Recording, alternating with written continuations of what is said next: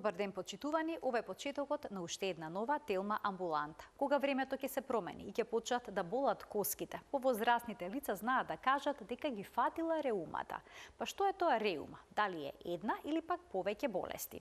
Автоимуната болест, лупус, дали спаѓа меѓу ревматските заболувања? Можна ли е бременост кај жените со лупус? Имаме бројни прашања кои што ќе ги упатиме на магистар доктор Дубравка Антова, субспецијалист по ревматологија. Разговорот ќе го проследите по рекламите. Останете на Телма.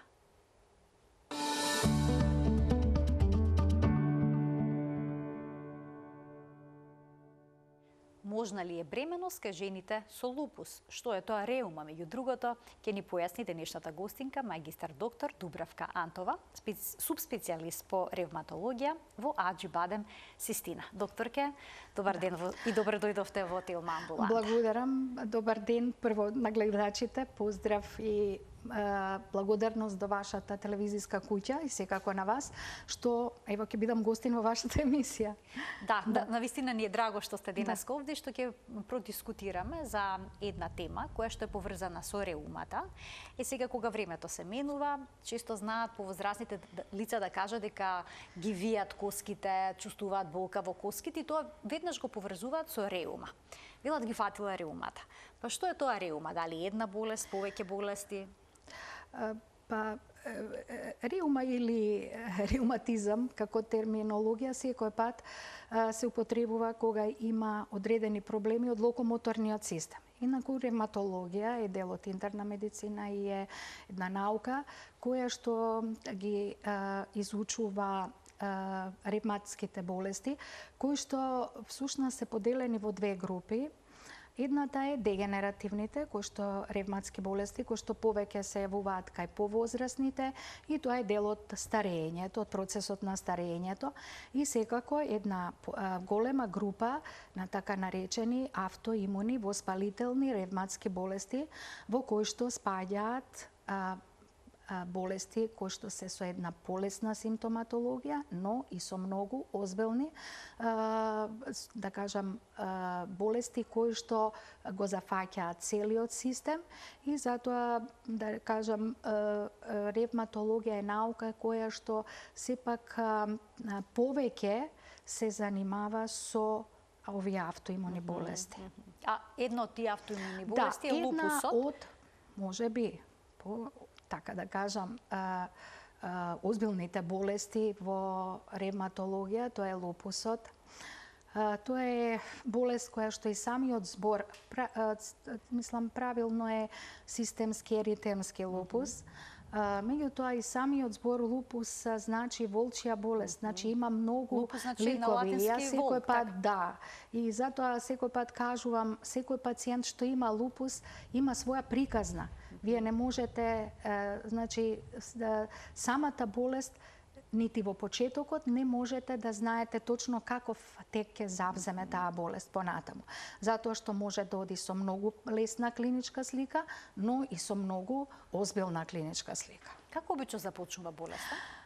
Знаете, да кажам, болеста може некогаш некои симптоми кои што се првични, пациентите не ги ни поврзуваат, затоа што многу такви симптоми, како на пример болки во зглобовите, една малаксалост која што не е строго специфична само за лупус, може да бидат почетните знаци и потоа почнуваат дали побрзо, дали поспоро, се јавуваат одредени симптоми кои што на некој начин, кога што викаме, ќе земеме анамнеза на пациентот, може да не наведе да размислуваме дека треба да испитаме да не кај него се развива лупус. Така да, тоа се оние почетни, според мене, повеќето малаксалоста, зглобните тегоби. Потоа почнуваат да се надоврзуваат одредени симптоми, промени на кожата, поготово при изложување на сонце, се појавува едно карактеристично црвенило на лицето, што се вика butterfly, нели, распоредено на коренот на носе, пеперутка. Меѓутоа, тоа е, треба тука добро, значи не секогаш е тоа лупус, нели, црвенилото на лицето, потоа може да се јави косопат, кој што не секогаш е само симптом на лупус. лупусот. На зглобовите може покрај болки да се јави и болка и оток, значи нешто го викаме артритис, да се тоа. И можат да се појават и други симптоми во зависност кој систем е зафатен. Затоа што кај лупусот сите системи може да бидат зафатени. И значи не страдат различни органи? Да, сите.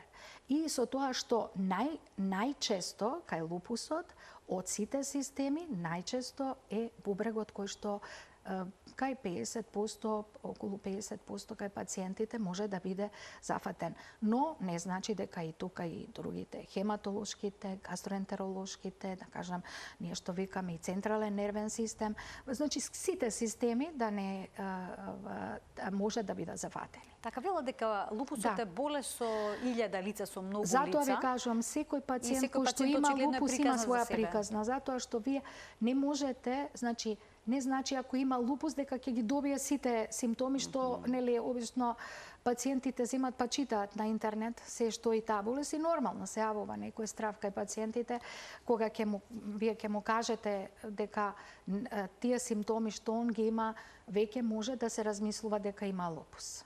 Дали лупусот е секогаш сериозна болест? Значи тоа што ви кажав, лупусот многу е важно, значи како ревматологот го следи пациентот со лупус.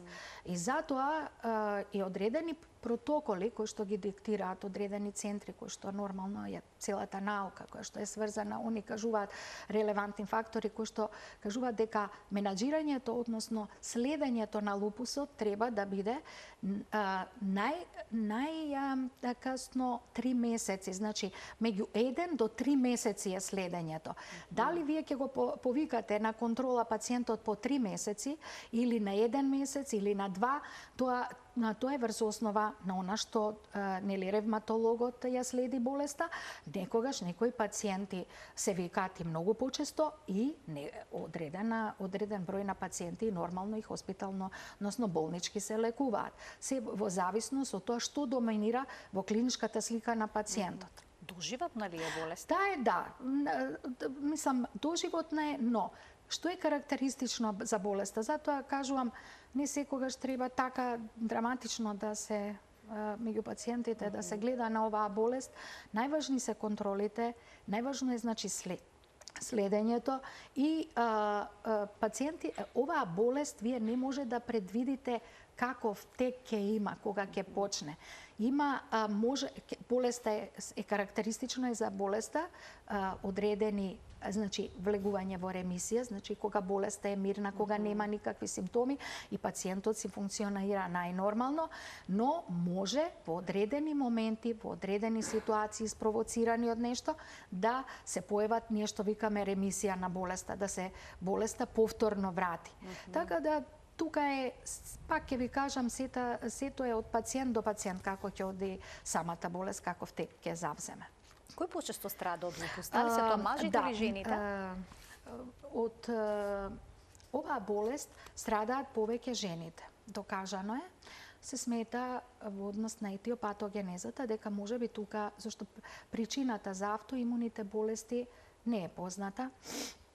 Има повеќе фактори, генетската предиспозиција, надворешните фактори, значи одредени ситуации, тука и вирусни инфекции кои што може да бидат тригер за појава на автоимуните болести, така и кај лупусот. Се смета во однос на жените е тоа дека се мисли дека и хормоните влијаат врз ова, така да бидејќи велат дека почесто младите жени страдаат. Да, во однос на возраста. Значи пикот е меѓу 20 и 40 години, значи во репродуктивниот дел на животот на пациентката и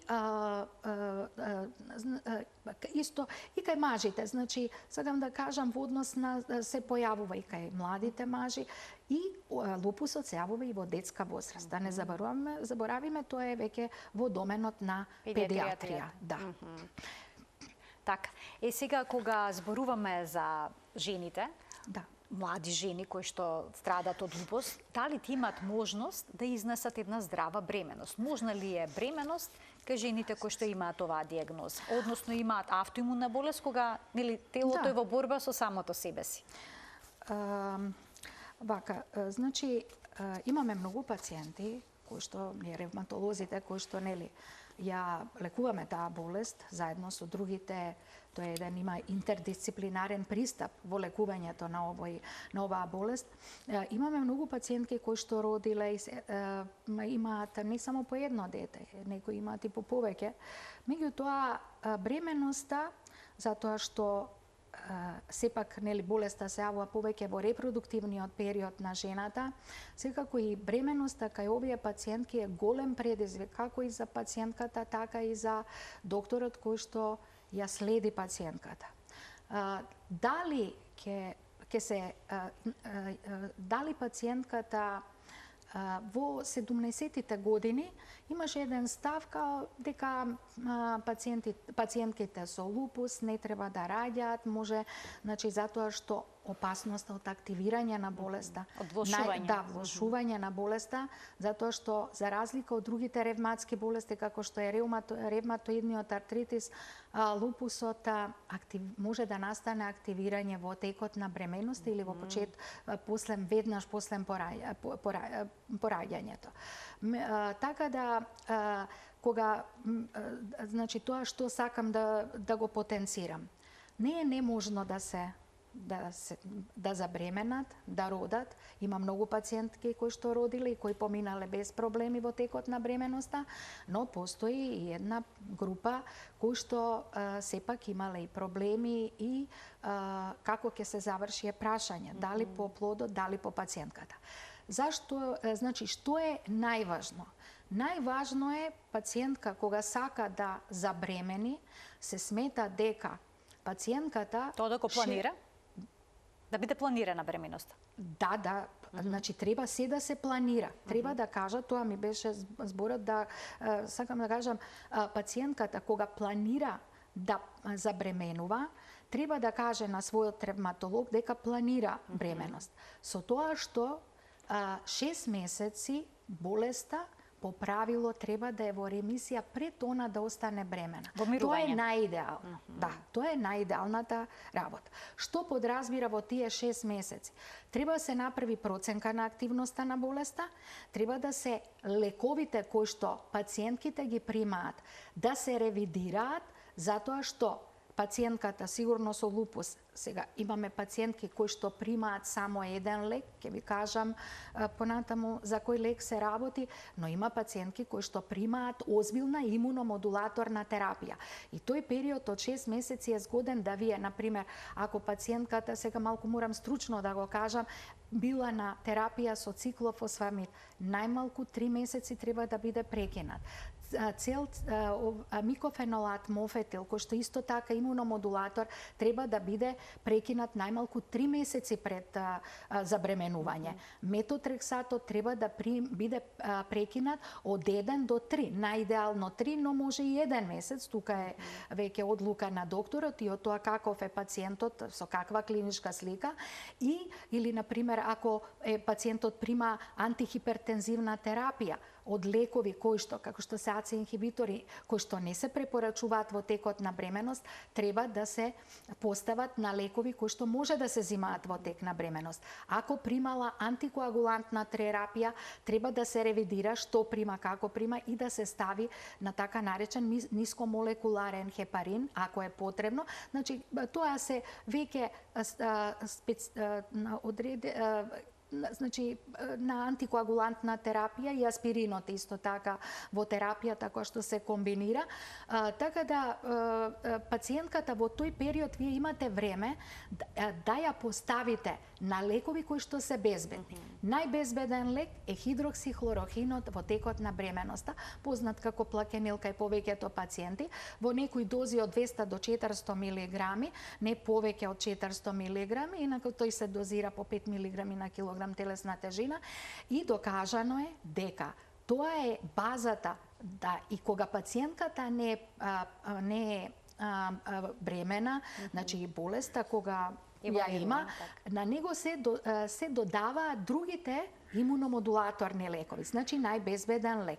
Потоа, како антикоагулантна терапија се користи нискомолекуларниот хепарин и аспирин, на секој пат тоа е веќе тимска работа, јас ќе го објаснам тоа како што треба да се постапи, така да од лековите кои што би можеле, а се имуносупресивни, значи, пошто вие немате никаде идеален пациент за да може да биде бремен, мислам да остане бремен, пациентката која што сака да роди, тогаш има лекови кои што исто спаѓаат во групата на имуносупресивни лекови, но кои што се докажани дека може да се користат во текот на бременоста, но наидеално би било ако може да се првите 3 месеци не се користат, пациентот да биде само наплакенил, за да кога е органогенеза. Така, но не секогаш бременостите се планирани. Што доколку се случи непланирана бременост? Тоа е најтешкиот дел. Смеат преку ноќ да се прекинат овие лекови, бидејќи понекогаш пациентките тоа го прават со цел да не му наштетат на плодот. Ја прекинуваат терапијата на своја рака. Како да ви кажам, тоа е најтешкиот момент, затоа што вие кога имате пациент кој што ќе ви каже дека е останал бремен, вие нормално ќе ги направите сите исследувања да видите во каква кондиција е пациентот, правите ревизија што лекови прима и веднаш го праќате кај гинеколог, акушер за високо ризична бременост. Тој го води главниот збор во текот на бременоста кај пациентките. И заедно со ревматологот, заедно со нефрологот, заедно со трансфузиологот, значи тоа е еден тим, и сите други специјалистички гранки кои што се потребни за тие пациенти во зависност што доминира кај пациентката. Дали пациентката ќе го прекине, ќе прекине бременоста, се прават одредени, се гледа прво, нели, која недела е лунарна, тука гинекологот е тој кој што ги одредува, да кажам, одредува во моментот каква е ситуацијата кај пациентката и се прават одредени тестови и да се види дали постои голем ризик за плодот. Тоа се веќе тука многу повеќе стручни се прават усогласувања да се процени. Да, тоа е многу тешко, а мене мислам дека и најтешкото е и кога ќе они влошат во текот на бременоста. Значи тогаш стварно така е една озбилна ситуација каде што бара многу голем надзор. Дали има шанси антителата кои што ги има пациентката и се поврзани со болеста лупус да предат преку постелката и да стигнат во организмот на бебето, односно може ли бебе да се роди со лупус? Да, може. Тоа е конгенитален лупус што го викаме. Значи најризични антитела за плодот се овие што се значи анти-ро и анти-ела антителата, кои што се антитела специфични за Сјогрен синдром, но се јавуваат и кај пациентките со лупус. Тие поминуваат плацентата и они може да направат проблем меѓу 16-та и 26-та недела и да доведат до појава на хартблок. Тоа е веќе во доменот на гинекологија и затоа тие пациентки во тие одредени месеци кога постојат оние, односно недели, кај бремените пациентки, гинеколозите си имаат свој протокол, кога, што, како и што се испитува. Така да и тоа е, значи, и треба само да кажам дека антителата, титарот на овие на антитела, пациентите често прашуваат, ќе видат големи титри, значи голема количина на антителата, не се одлучувачки за случувањата. Главно антитело, значи да кажам дека кај лупусот, антинуклеусните антитела позитивни, кои што се скоро кај 95% од пациентите позитивни со лупус, може и кај други автоимуни зборуваме, антинуклеусните антитела не се ексклузивитет само за лупусот. Антителата кон двојно спиралната ДНА, тие се високо сензитивни и специфични, заедно со антисмит антителата, но тие имаат помала сензитивност, така да количините на антителата кај ДНА, кога се зголемуваат, можат да бидат предиктори на влошување на болест. И затоа и се препорачува да се следат во текот на бременоста, ни олеснуваат. Но никогаш не се поставува диагноза по антитела. Тоа треба да знаат пациентите. Така. Значи, вие ако ги немате критериумите, затоа што има многу пациенти кои што имаат антитела, а немаат никакви симптоми на болеста, или може да бидат случаен наод. Инаку во текот на бременоста, значи постои ризик за спонтани абортуси, постои ризик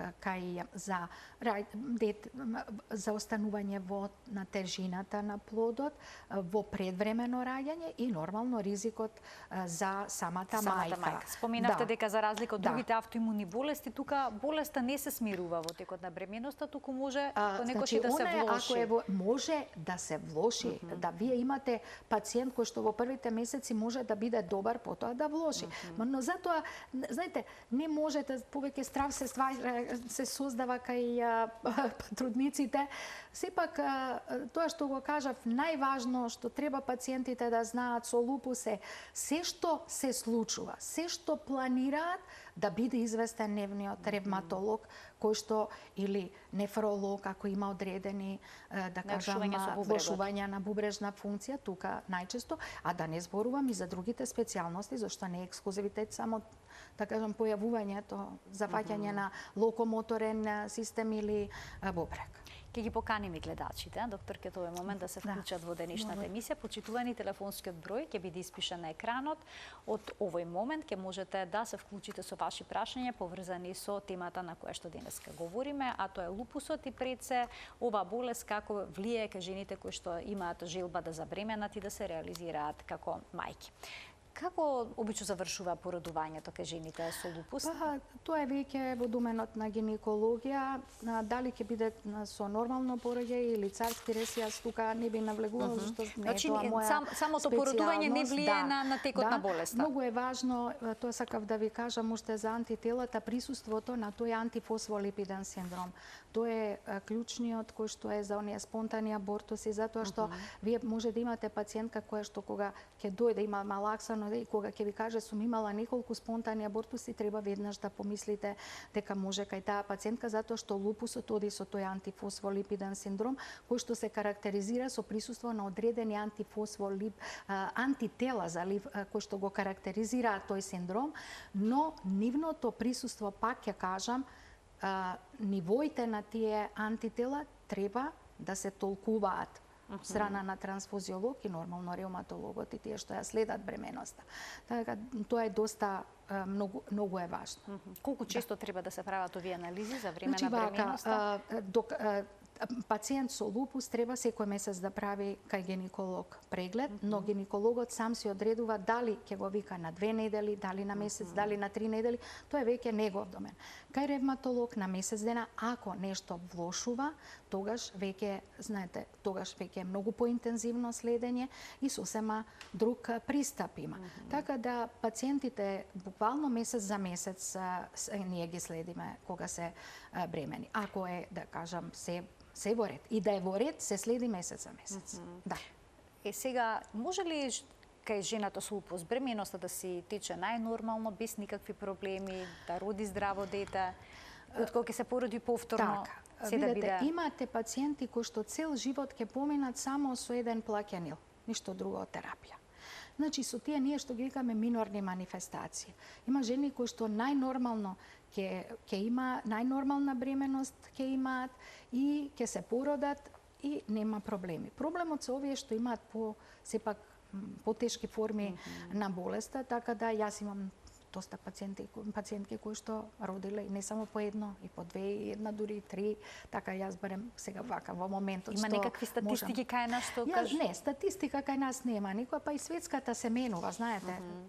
Поготово што вие медицината оди напред а со тоа и статистиката ќе се менува, зашто вие имате сосема нови пристапи, нови протоколи, нови лекови кои што ја менуваат целата клиничка слика на одредени болести.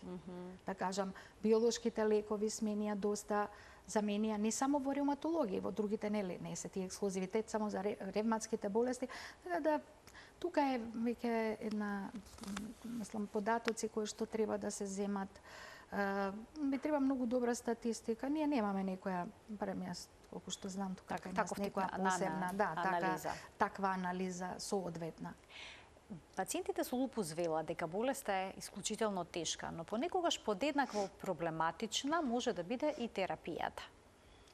Зошто е тоа така? Вака, прво терапијата која што е, значи терапијата кај кортикостероидите, тоа сакам сега да го кажам, се лек од избор, прва линија на во лекувањето. Но жените велат дека оваа терапија со кортикостероиди може да влие врз нивниот изглед. Да се подуе стомакот, да се јават влакна на лицето. Видете, кога имате им се руши самодовербата. Так, кога имате активност на болеста, вие треба да направите се што е пациентот да може да го од таа состојба извлечете. Така да високите дози на кортикостероиди, тие се дозираат на килограм телесна тежина, може кај некои жени да доведе до тоа, но како вие намалувате терапијата, тоа се нормализира и се повлекува. Тоа ние го кажуваме на сите пациенти, за да не се плашат дека ќе останат така. И втора работа е затоа што кортикостероидите ние ги заменуваме со други лекови кои што ја превзимаат улогата на кортикостероидите. Сега тие други лекови, некои се потоксични, зголемена е склоноста кон инфекции, затоа е тоа што рекле од 1 до 3 месеци да се следи секој пациент. Секој лек, знаете, има и најсакани појави, меѓутоа најважно е што го спомнав тој циклофосфамид, ако може да се избегне кај женската популација да може да вие исконтролирате болеста со другите лекови затоа што влијае на фертилитет. И влијае на самиот на плодноста кај жената. Да, на плодноста влијае, исто тоа важи и за мажите, така да им се советува некој пат кај мажите замрзнување на сперма, кај жените се прави проценка. Има сега и лекови нови во светот кои што ја конзервираат функцијата на јајниците, но сепак имаат сите лекови имаат своји сакани и несакани појави. Тоа не можете да го... Најбезбеден е плакени, односно хидроксихлорохин. А кога зборуваме за имуносупресивите, оние кои што го потиснуваат имунолошкиот одговор, дали може би ти отварат пат за инфекции? Да, отвараат и затоа е многу често се случува, знаете како, вие давате имуносупресивна терапија. Инфекцијата кај пациент, секој од нас, нели, зима антибиотики, има инфекција, инфекцијата не се манифестира така бурно како кај некој што не ги зима, затоа што ви прави една лесна супресија, вие немате немате така бурна слика, може полесна слика, а има озбилна инфекција пациентот. И затоа треба да пациентот кога има некои симптоми, ќе се направат анализи, ќе се види дали е тоа уринарна инфекција, дали е респираторна инфекција и така. Значи не се толку очигледни симптомите. Не така, да, треба со внимателност да се следи секој податок што ќе го даде пациентот. Може ли терапијата која што се дава да нема? Не ги даде посекуваните резултати, односно болеста постојано брзо да се влошува? Значи, затоа има форми на болеста кои што се доста дури многу тешко може да се контролираат, но тие се поретки. Тие не се така чести сега. И затоа, знаете, ако на време, барем од моето искуство што го имам, со пациенти, нашите пациенти, ревматолозите што ги имаме со лупус, за мене е најважно почетокот на болеста добро да се контролира. Значи, на време да се даде соодветна терапија, редовно терапијата да се зима од пациентите, зашто знаете, некои пациенти едноставно ќе прочитаат во што се може тој лек и онда се јавуваат несаканите појави и нормално се јавува, кај секој човек се јавува страв кога ќе прочита нешто, но треба да им се објасни на пациентот што треба да очекува од тој лек, на што да внимава. Тоа е тие се основни. Меѓутоа, да ви кажувам, лупусот е толку непредвидлив да човек секој пат треба да е внимателен. Споменавте дека почетните симптоми не се многу јасни. може да укажуваат и на други болести. Обично колку време е потребно за да се издиагностицира правилно, да се добие точната диагноза лупус? Знаете како, вие, значи, може пациент да дојде да има само малаксалост, болки во зглобовите, да нема никаков друг симптом. Правите имунолошки тестови кои што може и од да добиете, например, само позитивни антинуклеусни антитела. Да ги немате карактеристичните антитела. И затоа обично првите 6 месеци е добро пациентот да се следи. Тој пациент кој што веќе треба да внимавате дека тој пациент веќе бил во примарна здравствена, во секундарна и ви го праќаат во терцијарна здравствена заштита или доаѓа во болница каде што директно кај ревматолог почувствувал болки во зглобовите и нормално го бара прво ревматологот. И тогаш треба да се направи, значи, тоа е повеќе, има почетокот е еден интернистички пристап, каде што вие го распрашувате пациентот се што има од симптоматологија, за да може диференцијално, диагностички, ние што викаме да исклучите некои болести кои што исто така почнуваат со одредени такви симптоми. Кога веќе ќе ги добиете антинуклеусни антитела позитивни, анти-ДНА, анти-СМИТ, сепак ние имаме критериуми и пациентот треба да задоволи одреден број на критериум, мислам, критериумите се составени од одредени симптоми, лабораториски наоди и секако исследувања кои што се прават кај пациенти, дали тоа ќе биде компјутер, рентген диагностика, еходиагностика и на тој начин се доаѓа до некој заклучок. Колку ќе биде, јас да ви кажам искрено, тоа не може, иако викаат првите 6 месеци како и да е ќе се покаже болеста, но треба секој пат и докторот да го има во еден извесен период на следење овие пациенти. Кај нас во ревматологија пациентите ефектот и од терапијата се следи меѓу 3 и 6 месеци. Вие немате да дадете денеска давам еден лек, само кортикото може да направи денеска да се даде, да кажам, некоја голема доза, па вие да почувствувате подобро, мислам пациентот да се почувствува подобро. Така да тоа е веќе, знаете, како еден пристап кој што е стварно за секој пациент е посебен. Засебен, индивидуален. Да. Имаме гледачи кои што ќе ги вклучиме. Добар ден за првиот од нив. Ало, добар ден. Повелете, во програма сте. Вака, поздрав до докторката. Благодарам. Јас сум и до водителката. Ви благодарам Јас сум многу. нивни пациент на реума, имам тешка болест, имам мака многу од болестот, 13 години, многу болки имам, со ништо не ми се смирува болеста, имам мешано сврзано ткиво. Пием декортин и плакенил. Ако еден бубрек сум 6 месеца, примам антибиотик, не можам да ја излечам бактеријата на бубрего. А лежав и на нефрологија кај докторката Джекова. Што да правам, кај да одам? Барам термин, нема термин, живеам сама во дом. Живеам. Да не сум мажена со болестата и со еден бубрек. Така, сигурно воопшто не ви е едноставно. Ви благодарам за вклучувањето во програма, само да напоменам дека докторката од неодамна е во Аџибадем Систина. Повелете, доктор. Значи, пациентката е веќе, сигурно е тоа мешана системска болест, кога се поклопуваат повеќе автоимуни болести. Јас сега не можам да кажам точно која е пациентката, точно кои се карактеристиките на која што ги има. Сигурно јас, не знам дали јас сум, не знам, сигурно некој од колегите ревматолози ја води.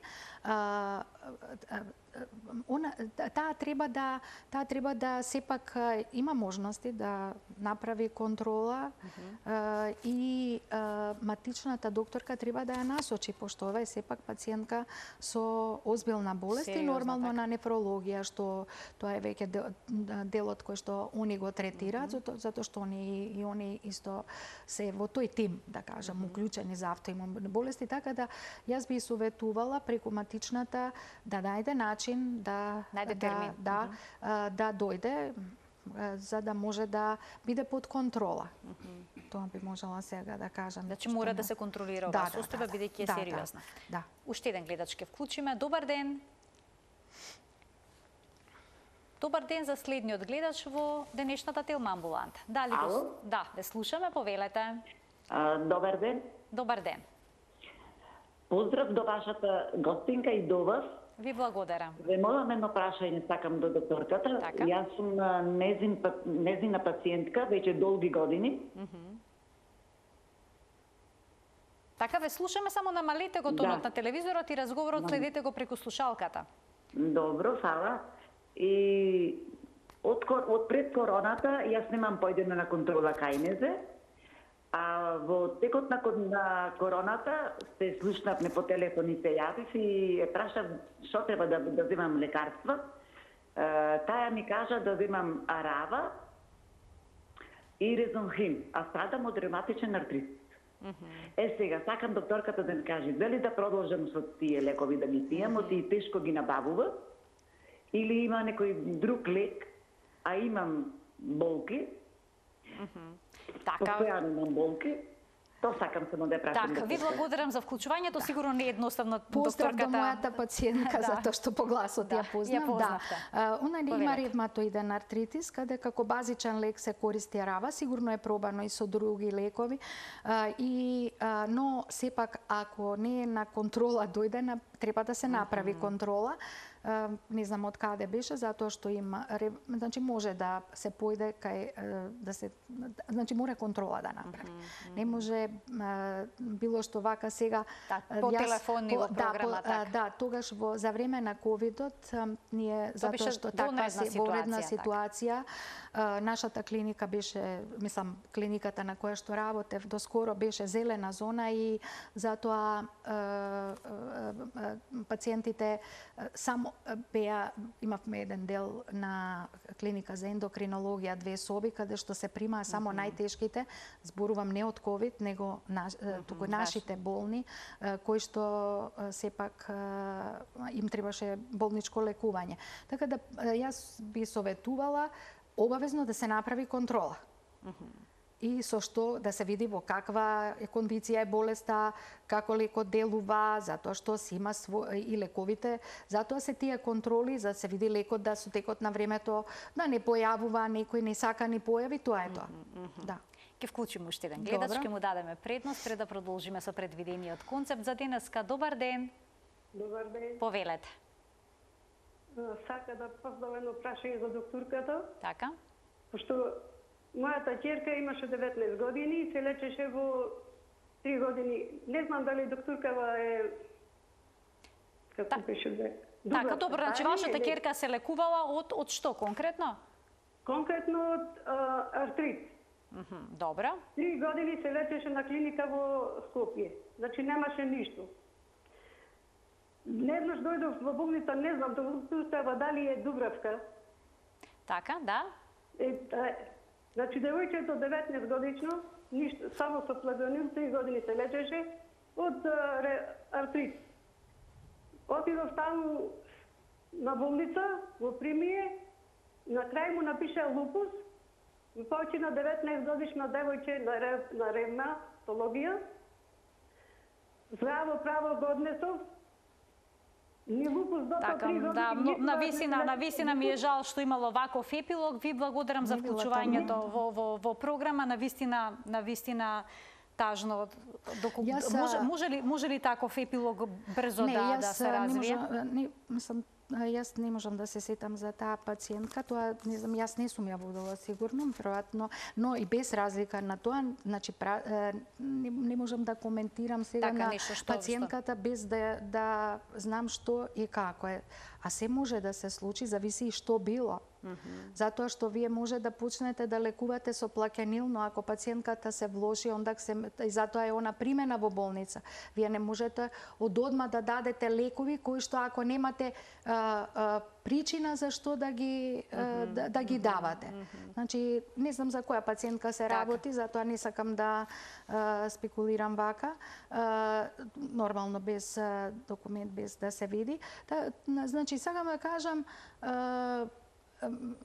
сите болести се носат своји ризици, така да... Вела дека пред 50 години се умирало од оваа болест. Да, затоа што и немало лекови кои што, знаете, затоа викам, медицината оди напред и науката, и затоа се нови и нови сознанија има и се менуваат и протоколи на давање на терапијата, кои што за можеби порано биле не во помали дози, со страв нешто да не се случи, меѓутоа сето тоа потоа се променува, па се оди малци поагресивно таму каде што треба. Така да тоа е, знаете, автоимуните болести се многу тешки за лекување и за водење, затоа што, и пак ќе повторам, секој пациент има своја приказна во тие болести. И редовните контроли се многу важни и тоа, мислам, ревматолозите го водат, тој, мислам, ги лекуваат, ги контролираат тие пациенти, меѓутоа тука се и другите доктори кои што доаѓа во контакт с пациентот. Уште еден гледач ке вклучиме. Добар ден. Ало. Повелете, во програма сте. Добар ден. Добар ден. Тука е пациентка на докторката Дубравка Јовановска Ленче. Така? Да. Ова, дали сум во програм? Да, во програма сте, ве слушаме, само ќе ве молам по концизно прашањето во интерес на времето, имаме уште многу малку време до крајот на емисијата. Кој е вашето прашање? Јас сум нејзина пациентка, значи ќе се потсети со хроничната лимфоцидна леукемија. Се исклучи, да. Се исклучи гледачката. Да, се сетив на пациентката, значи таа пациентка има и хронична лимфатична леукемија, се контролира на хематологија и секој пат, знаете, и тоа е автоимуна болест, може паралелно да се јават и значи и нашиве болести. Една автоимуна болест многу лесно може да развие и друга. Да. И затоа е тој интердисциплинарен пристап кај сите автоимуни болести. Така да таа пациентка е сега добра, е под контрола, главните контроли и лекувања на клиника за хематологија, хематолозите ја следат, така да тоа е... Споменавте, че мултидисциплинарен пристап, повеќе зависно тоа кои органи се засегнати. Како во ревматологија е најтешко за мене да се постави диагнозата и нормално потоа следење на тие автоимуни болести. Не се баш така едноставни. Точно ли е дека лицата кои што страдат од лупус не смеат да се изложуваат на сонце? Да, тоа е и во кога се дава терапијата им се потенцира, потребно е максимален заштитен фактор, затоа што е докажано дека сончевите светлосни зраци може да активираат болеста. Се има свое и научно објаснување и затоа им се советува летно време да носат облека која што ќе покрива поголем дел од телото, значи заштита од сонце максимална. Тоа е тоа.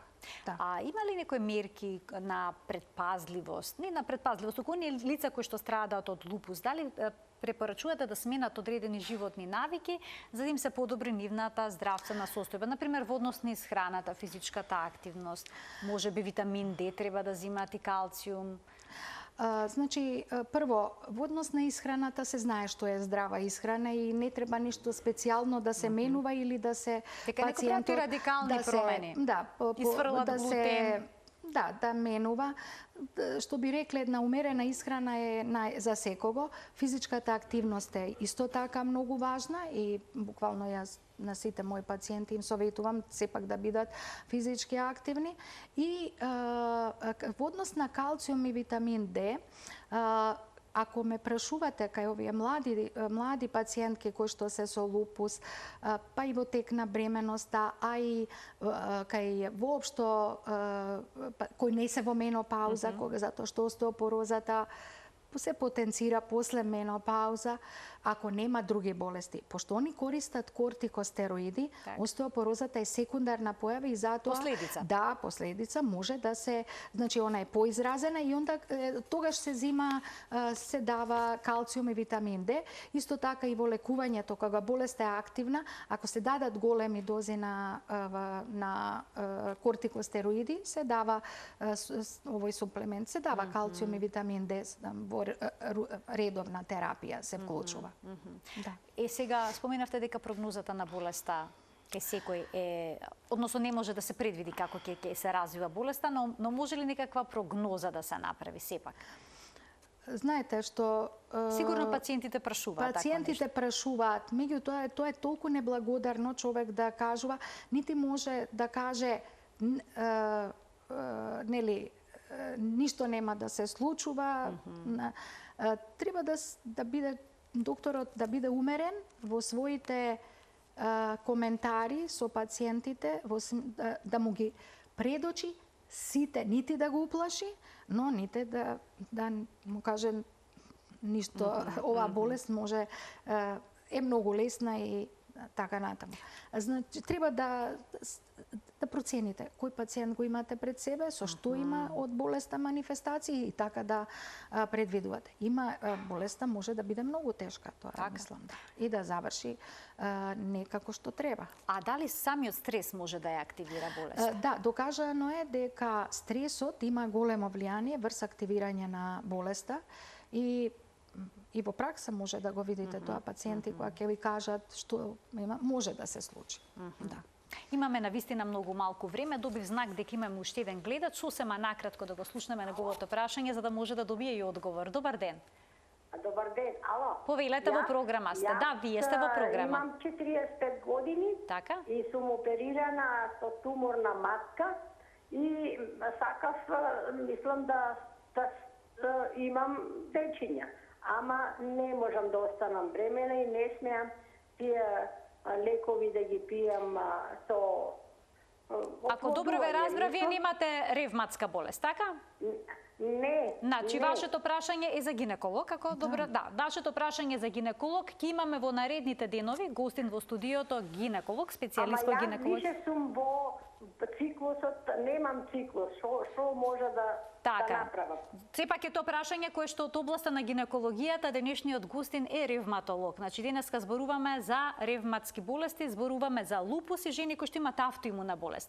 Јавете се во една од следните емисии, ќе можете да добиете одговори на тоа прашање. Доктор, ќе би се задржал уште малку на кожата. Дали сите пациенти со лупус ќе развијат црвенило на кожата и дали можеби од лековите кај нив ќе се јават стрии и таков тип на промени?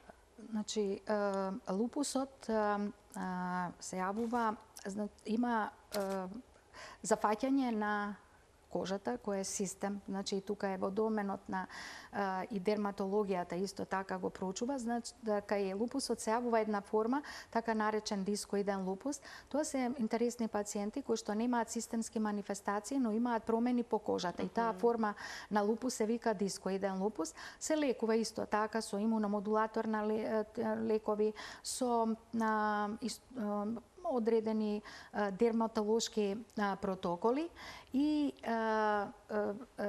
каде што доминираат буквално најразлични ефлоресценции, ние што викаме по кожата, карактеристични, може со биопсија може да се докаже дека е тоа дискоидна форма на лупус и они има на тегобите се, значи кожата е зафатена, но имаат многу подобар тек, затоа што многу ретко се јавуваат проблеми со други системи. Но не значи дека оваа форма не може да помине во системска форма. Може да помине. Потоа вие имате зафаќање на крвните садови. Тоа е затоа лупусот е многу и за него има многу да се зборува.